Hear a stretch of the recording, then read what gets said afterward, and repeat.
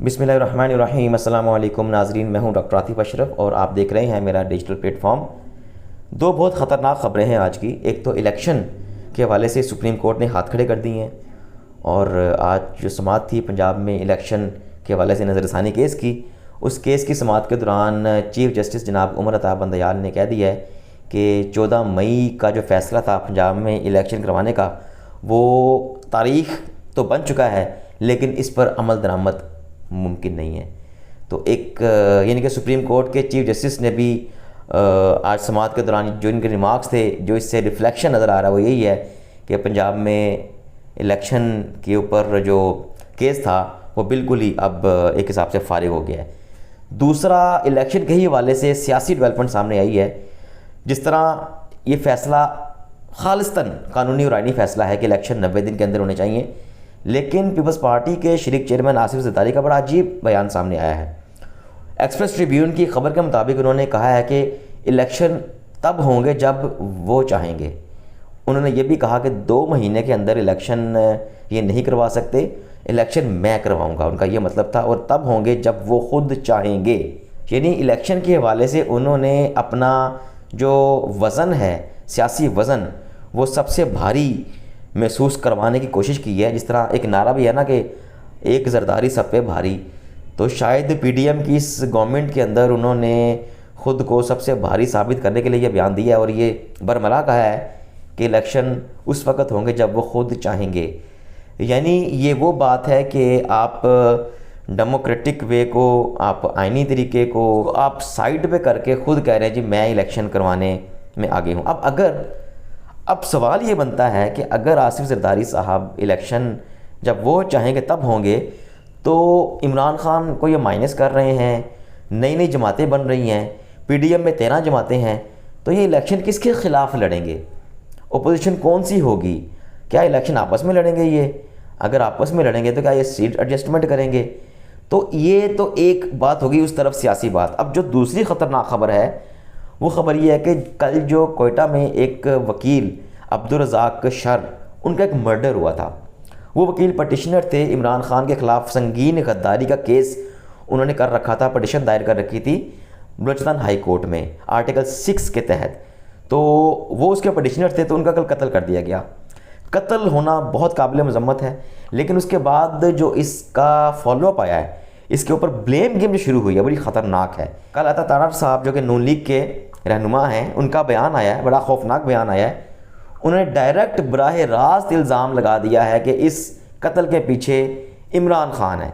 यानी जिस तरह अगर भारत में कोई धमाका होता है तो बग़ैर सोचे समझे, बग़ैर किसी कोई इन्वेस्टिगेशन किए, फ़ौरन वहाँ का मीडिया, वहाँ की हुकूमत, वहाँ की बीजेपी सरकार जो है फ़ौरन पाकिस्तान पर इल्ज़ाम लगा देती है, ये पाकिस्तान ने करवाया जी। तो इस तरह ये अता तारड़ साहब ने ऐसी कोई, उनकी आंखों में मशीनें लगी हुई हैं जो कि स्कैन कर लेती हैं जैब को देख के, फिंगरप्रिंट्स तक देख लेती हैं, वो फेशियल एक्सप्रेशन तक वो देख लेती हैं। ऐसे स्कैनर उन्होंने फिट कराए हुए हैं। आई डोंट नो कौन सी एआई उन्होंने टेक्नोलॉजी का सहारा लिया हुआ है, शायद वो हाइब्रिड ह्यूमन है या फ्यूचर को फोर्सी करने की महारत रखते हैं। बहरहाल उनका ये इल्ज़ाम बहुत ही सतही और बहुत ही गैर ज़िम्मेदाराना था कि किस तरह उन्होंने एक कत्ल के ऊपर, एक जुर्म के ऊपर सियासत शुरू कर दी और इसका इल्ज़ाम गैर सोचे समझे इमरान खान पर धर दिया। उसके बाद पीटीआई की तरफ से भी रिएक्शन आया। स्पोक्स पर्सन है पीटीआई के रऊफ़ हसन साहब, उन्होंने इसी कत्ल के ऊपर इल्ज़ाम आयद किया है वज़ीर-ए-आज़म शहबाज शरीफ और वज़ीर दाखिला राना सनाउल्लाह पर कि वो इस कत्ल के पीछे हैं और उन्होंने इस्तीफ़े को डिमांड किया है। यानी ब्लेम गेम स्टार्ट हो गई है। बग़ैर किसी वजह के एक पार्टी का लीडर, एक मुस्लिम लीग नून का लीडर अता तारड़ इमरान खान पे इल्ज़ाम लगाता है, फिर जवाबन इमरान खान का स्पोक्स पर्सन राना सनाउल्लाह और शहबाज शरीफ को इल्ज़ाम लगा देता है। इसी कॉन्टेक्स्ट में जब ज़ुल्फ़िकार अली भुट्टो साहब को फांसी हुई थी, तो वो भी, उसका भी इल्ज़ाम एक कत्ल के ऊपर था कि वो उनकी इमां के ऊपर ही कत्ल किया गया। तो उस कत्ल की एफआईआर के पीछे फिर पूरा एक केस बनाया गया। फिर ज़ुल्फ़िकार अली भुट्टो जो कि पॉपुलर तरीन लीडर थे, उनको तख्तादार पर लटकाया गया।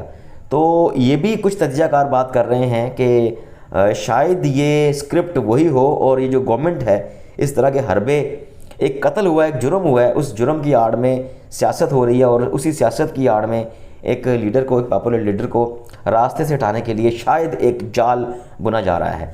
अब इमरान खान को रास्ते से हटाना इनके लिए ज़रूरी इसलिए है कि इनको एक टफ़ कंपटीशन का सामना ना करना पड़े, because Imran Khan still a popular leader. तो उनकी पॉपुलैरिटी, जो कि गैलप का सर्वे हुआ था मार्च 2023 में, उस सर्वे में भी उनकी पॉपुलैरिटी का जो वेटेज था वो काफ़ी ज़्यादा था। यानी कि नियरली 70% वोटर्स जो थे वो पीटीआई को वोट देने का सर्वे जो है वो उसके रिज़ल्ट बता रहे थे। तो इसके अगेंस्ट जो पीटीआई के ख़िलाफ़ जो जमातें हैं वो उनका वेटेज पंजाब में ना होने के बराबर रह गया है। तो इमरान खान को कॉर्नर करके पाकिस्तान के हालात से ये किस तरह निपटेंगे। अब इमरान खान को कॉर्नर करने के लिए सिर्फ ये अपनी मूव नहीं चला रहे, सिर्फ कानूनी शिकंजा नहीं कस रहे, बल्कि दूसरी तरफ सियासी तौर पर डिफरेंट जमातें नहीं बन रही हैं। जहांगीर तरीन की पार्टी के कुछ नाम सामने आए हैं।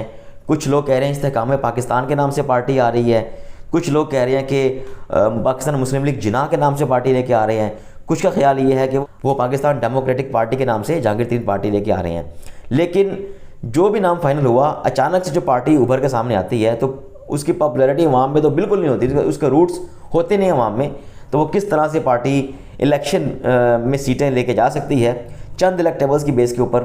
तो ये एक सियासी एक घेरातंग किया जा रहा है, पार्टी को तोड़ा जा रहा है। दूसरी तरफ आज जो आर्मी चीफ की ज़ेर सदारत फॉर्मेशन कॉन्फ्रेंस हुई, उस फॉर्मेशन कॉन्फ्रेंस में इस अज़म का इजहार किया गया कि 9 मई के मनसूबा साज़ों और मास्टर माइंड्स के गिर्द कानूनी गिरफ्त मजबूत की जाएगी। यानी मास्टर माइंड जो वर्ड यूज़ होता है वो होता है टेररिस्ट के लिए, जो टेररिस्ट का मास्टर माइंड होता है। इसी तरह जो उसके प्लानर्स होते हैं मनसूबा साज, वो भी इसी तरह के वर्ड यूज़ किए जाते हैं। तो जो 9 मई को जिन लोगों ने अटैक किया था वो डेफिनेटली वो लोग जो हम देखते हैं उनमें जो लोग गिरफ्तार हुए, तो कारकुनान या लीडर्स को जो पकड़ा जा रहा था उसका मास्टरमाइंड कौन है। डेफिनेटली इसका मास्टरमाइंड एक ही तरफ इशारा जा रहा है, वो है ज़मान पार्क।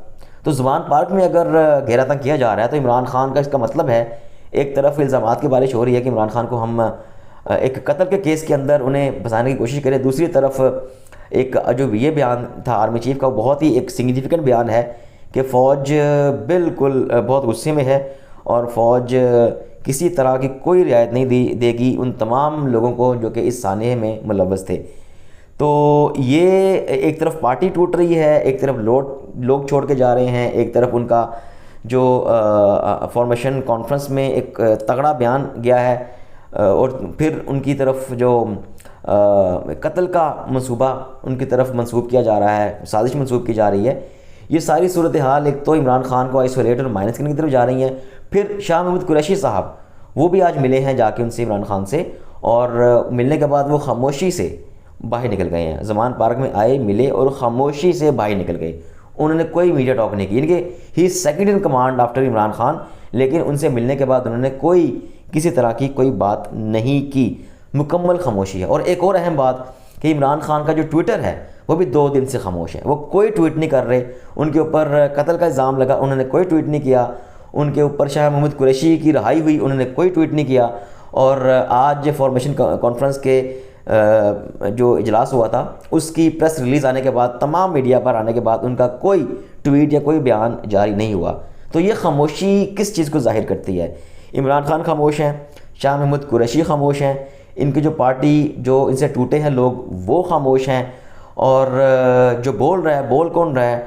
बोल रही है पीडीएम गवर्नमेंट, बोल रहे हैं अता तारड़, बोल रही हैं मरियम नवाज़, और हर लिहाज से इमरान खान के ख़िलाफ़ शिकंजा कसा जा रहा है। लेकिन दूसरी तरफ जो हम सर्वे के रिज़ल्ट्स देखते हैं, जो ट्विटर पे पॉपुलैरिटी देखते हैं, तो इमरान खान वैसे तो पॉपुलर है ही, तो पाकिस्तान के सबसे पॉपुलर 3 लीडर ट्विटर के ऊपर इमरान खान ही हैं।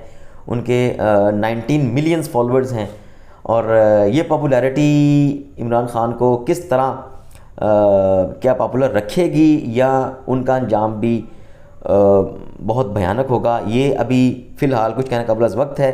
लेकिन ये जो ख़ास तौर पर जो ये ग्राउंड बनाई जा रही है, इस ग्राउंड के अंदर कोई कामयाबी ख़ास तौर पे नहीं मिल रही। जहांगीर तरीन की पार्टी बन भी जाए लेकिन वो बिल्कुल एक लूज़ नज़र आ रहे हैं, और ग्राउंड लूज़ करते नज़र आ रहे हैं। शाह महमूद कुरैशी की रिहाई एक ग्रीन सिग्नल है। फिर इसके बाद इमरान खान का खामोश रहना ज़्यादा इसमें कोई इन्वॉल्व ना होना एक्टिव पॉलिटिक्स में, ये भी शायद किसी बात की तरफ इशारा कर रहा है कि शायद पीटीआई को एक मौका दिया जा रहा है कि इमरान खान अभी आराम फरमाएं और शाह महमूद कुरैशी पार्टी को लीड करें इलेक्शन में, शायद ही चले जाएं। लेकिन जो अगेन जो आसिफ अली ज़रदारी साहब का जो बयान था कि इलेक्शन उनकी मर्ज़ी से होंगे, इस बयान को संजीदगी से लेना चाहिए। वाई लाहौर में देखिए आप, जगह जगह पीपल्स पार्टी के झंडे लगे हैं, जहाँ कभी पीटीआई के झंडे थे अब लाहौर में जगह जगह पीपल्स पार्टी के झंडे लगे हुए हैं। यानी कि पीपल्स पार्टी को ये शायद ख्वाहिश है, ये शायद वो ख्वाब देख रहे हैं कि वो लाहौर में कामयाबी के झंडे गाड़ देगी। तो लग ये रहा है कि पीटीआई को कॉर्नर कर दिया गया है और इनको पीपल्स पार्टी को खुली आज़ादी दी गई है कि वो फुल अपनी इलेक्शन के लिए फुल तैयारी करें। मरीम नवाज़ जलसे कर रही हैं, कल उनका कश्मीर में जलसा था, तो लंदन से बयानात नवाज शरीफ के आ रहे हैं, शहबाज शरीफ डेली बयानात दे रहे हैं और धड़ाधड़ कानून साजियाँ हो रही हैं। तो यानी कि मुकम्मल तौर पर वन साइडेड एक्शन लगता है, नज़र आ रहा है, हो रहा है अगेंस्ट पीटीआई। और इस सारी ब्यूरोक्रेसी, तमाम एडमिनिस्ट्रेटिव मशीनरी सारी जो है वो एंटी इमरान खान और एंटी पीटीआई का एक मोमेंटम बना चुकी है। और अगर ये सूरत हाल रही, अगर इलेक्शन ज़रदारी साहब ने करवाने हैं तो फिर इलेक्शन किस तरह के होंगे, इसके ऊपर भी बहुत सारे सवालात हैं। तो अब तक इतना ही नाज़रीन, इजाज़त दीजिए, अल्लाह हाफ़िज़।